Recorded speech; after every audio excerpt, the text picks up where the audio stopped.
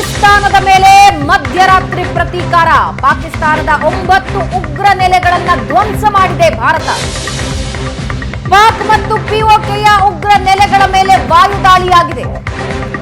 ಭಾರತದ ವಾಯುದಾಳಿಗೆ ಪಾಕ್ನ 70ಕ್ಕೂ ಹೆಚ್ಚು ಉಗ್ರರು ಬಲಿಯಾಗಿದ್ದಾರೆ. ಲಷ್ಕರ್, ಜೈಷ್, ಹಿಜ್ಬುಲ್ ಉಗ್ರರನ್ನ ಗುರಿಯಾಗಿಸಿ ದಾಳಿ ನಡೆಸಿದ್ದಾರೆ.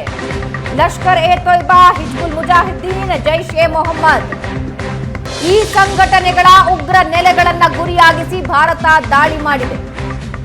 ಭಾರತದ ದಾಳಿಯ ಬೆನ್ನಲ್ಲೇ ಪಾಕಿಸ್ತಾನದಲ್ಲಿ ಈಗ ಆತಂಕ ಶುರುವಾಗಿದೆ. ಪೆಹಲ್ಗಾಮ್ನಲ್ಲಿ ನಡೆದ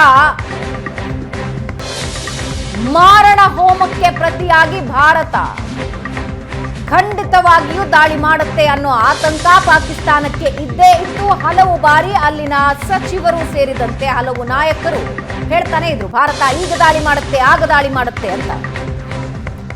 ಭಾರತ ಉಗ್ರರ ನೆಲೆಗಳನ್ನ, ಕಂಟ್ರೋಲ್ ರೂಮ್ಗಳನ್ನ ಗುರಿಯಾಗಿಸಿ ಆ ನೆಲೆಗಳನ್ನ ಧ್ವಂಸ ಮಾಡಿದೆ.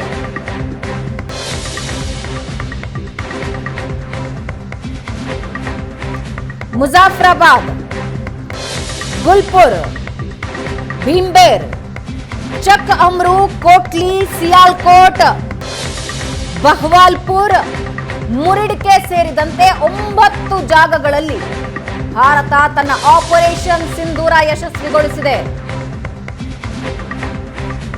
ಇದರಿಂದ ಪತನಗುಟ್ಟಿರುವ ಪಾಕಿಸ್ತಾನದಲ್ಲಿ ತುರ್ತು ಪರಿಸ್ಥಿತಿ ಘೋಷಣೆ ಮಾಡಿದ್ದಾರೆ.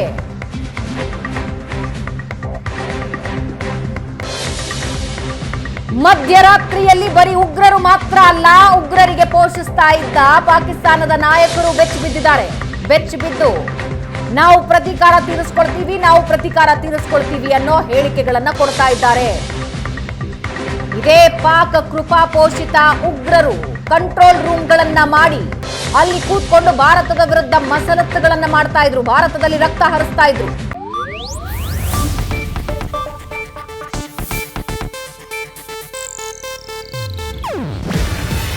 ಇದು ಏಷ್ಯಾನೆಟ್ ನ್ಯೂಸ್ ನೆಟ್ವರ್ಕ್ ಪ್ರಸ್ತುತಿ.